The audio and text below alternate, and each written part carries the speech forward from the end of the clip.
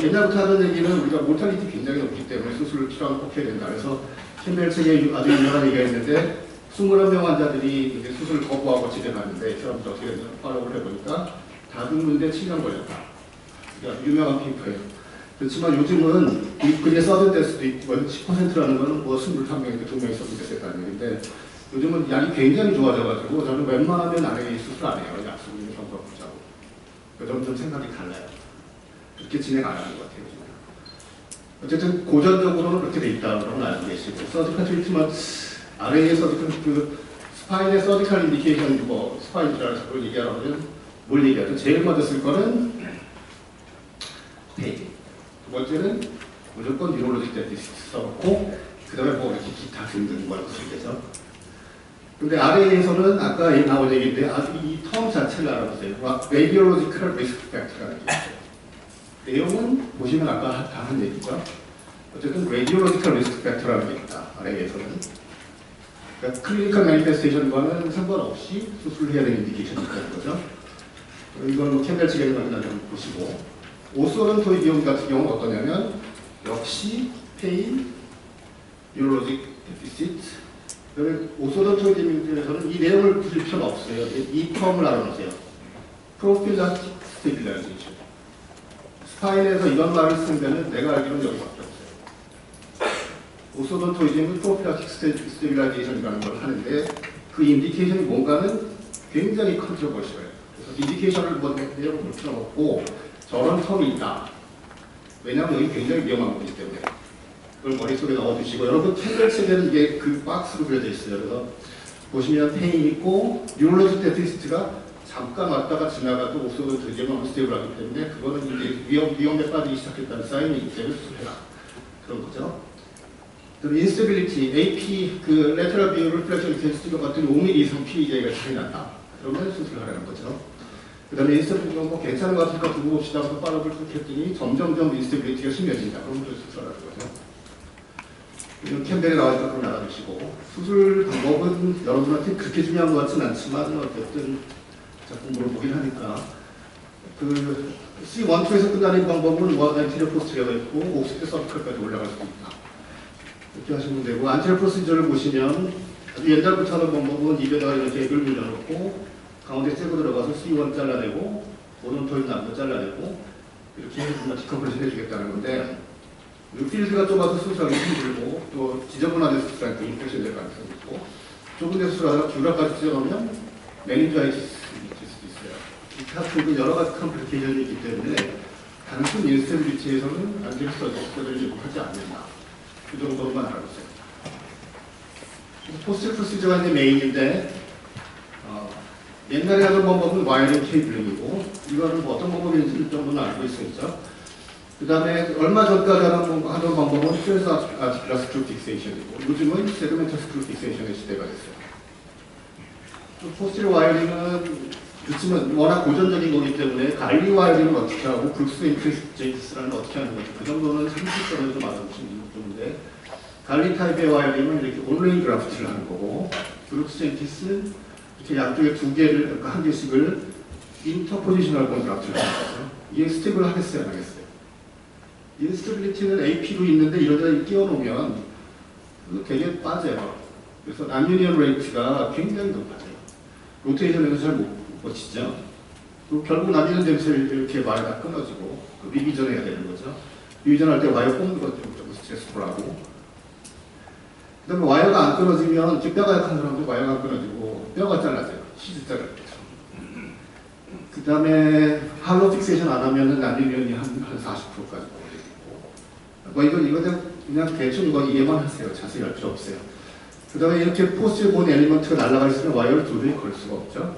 그러면 진짜 꼭 수술이 필요한 사람들, 이렇게 코드가 꽉 눌려있는 사람들한테 와이어 지방처럼 안 만들어요.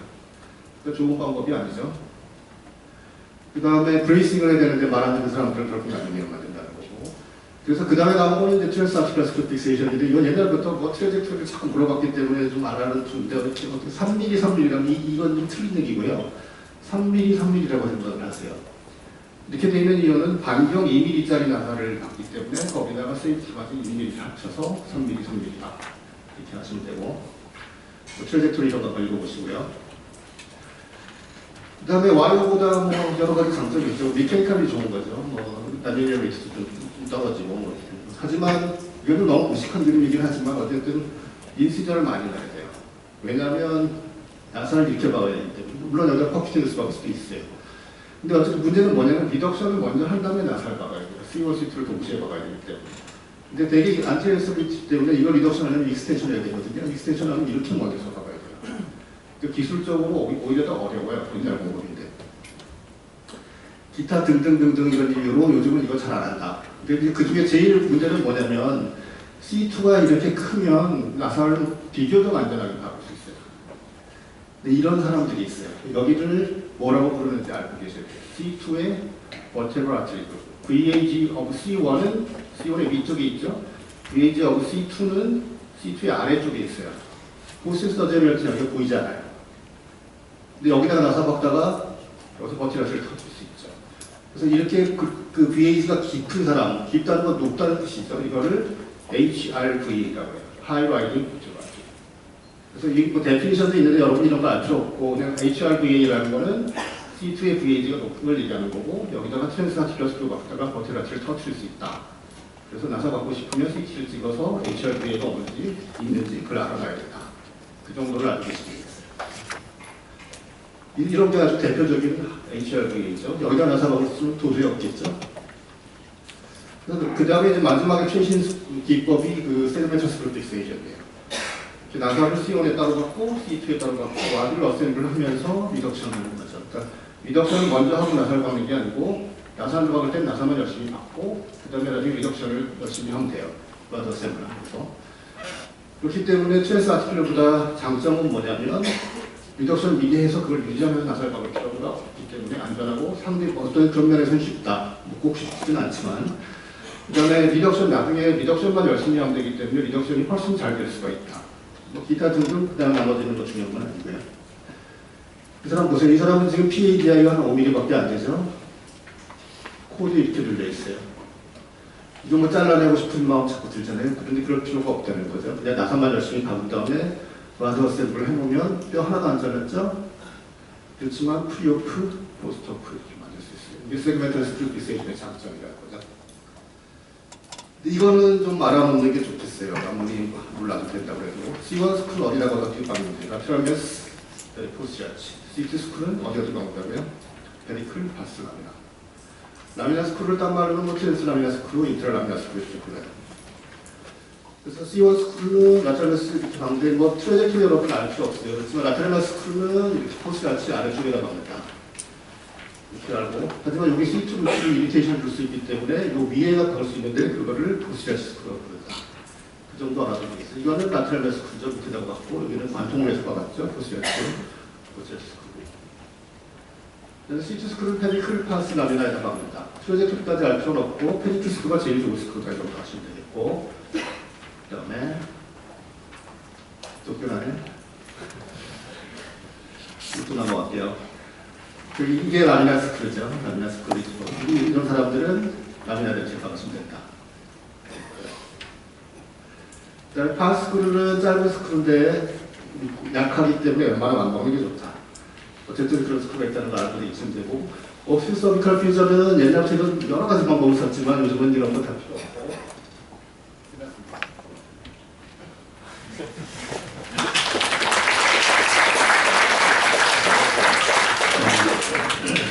수술 방법을 또 설명하다 보니 시간이 좀 들었습니다. 이제 질문 시간인데요.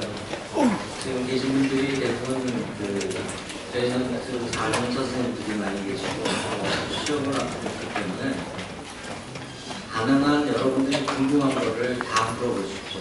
그리고 물어보는 그 질문의 퀄리티에 대해서 걱정 안 하셔도 됩니다. 자, 이제 선생님들 네 분에 대해서 질문 있으신 분들은 일단 마이크 앞에 서주시기 바랍니다. 질문 없으세요?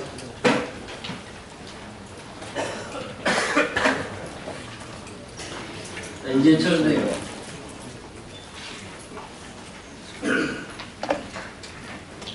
다들 질문이 없어서 그런데 지금 아까 잠시 얘기하셨지만 스파인의 ROM을 재시잖아요. 이게 재는 방법이 상당히 어려운 것 같아요, 사실. 왜냐하면 그 스파인의 모션을 잰다고 하지만 되게 플렉션 할 때는 힘 모션도 들어가고 그러는데 또 재는 거에 대해서 좀 설명을 좀 주실 수 있어요? 뭐 AMA 재는 거에는 기구를 이용해서 또 장애평가를 재보는데 특별히 기구를 이용해서 진정을 했습니다. 저는 환자를 이렇게 해보면 이제 눈으로 볼 수 있어서 이제 치료의 경과를 본다 이렇게 말씀드렸는데 정확하게 재려면 이제 플래싱 스탠드한테는 펠비스를 일단 고정해야 되는 게 중요한 부분이 되겠죠. 로테이션한테 마찬가지고. 그래서 잴 때는 이제 뭐 그런 변수, 이런 힘의 모음만 조정을 좀 생각해보셔야 돼요. 이거는 현대형 이동입니다. 최명환 질문을 좀 저도 레전트로 돌아간 입장에서 여쭤보겠습니다. 아까 그 마이너테피 내추럴 히스토리 잘 정리해 주셨는데 미리 수술할 필요는 없다. 증상이 없는 환자들 마일드한 심통. 그런데 그 뒤에 말씀하실 때는 마더잇이나 시비어면 수술을 빨리 하는 게 좋다고 하셨잖아요. 근데 마일드 심통이라는 게 어느 정도고 마더잇이 어느 정도인지 알아야지 그 기준을 적용할 수 있을 것 같은데 거기에 대해서는 어떻게? 객관적으로 볼 수 있는 거는 JOE 스코어가 나와 있습니다. JOE 스코어에서 10점 이하면 CBO로 되어 있습니다. 그런 경우 수술을 고려하고 되게 마일드 심통 같은 경우는 환자들이 느끼는 증상인데 팅클링 센세이션 정도만 있고 약간 일상생활에 자기는 있지만 걷는 거, 숨 쓰는 데 지장이 없는 경우는